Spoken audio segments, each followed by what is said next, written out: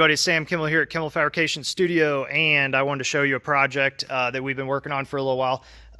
This is a 1951 Ford F1, and underneath is a 2004 Chevy SSR full driveline. I got this from Cleveland Power and Performance, and they're in Ohio. I'm in Fort Wayne, Indiana, so it's about a 3-hour drive from me.